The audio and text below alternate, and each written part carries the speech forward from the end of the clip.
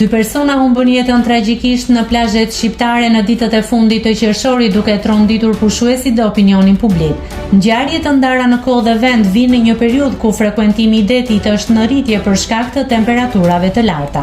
Përmes një postimi në Instagram, ish-banorja Big Brother VIP Albania Arsida Cerpia ndau një bindje personale që ngjalli reagime të shumta. Në Itali një besim i vjetër thotë që më 29 qershor nuk duhet të lahesh në det. Po shija sot që 2 veta ishin mbytur në det në Shqipëri. Kishit dëgjuar më parë për këtë bestytni? Shkruan ajo duke lidhur rastet e ditës së 29 qershorit me atë që e cilëson si një datë të mallkuar. Por përtej tragjedisë, ajo që ka ndezur rrjetin është reagimi i papritur nga ish-banorja Big Brother VIP Albania Arsida Cerpia. Nëse klikoni mbi butonin subscribe, do t'ju shfaqen të gjitha publikimet tona.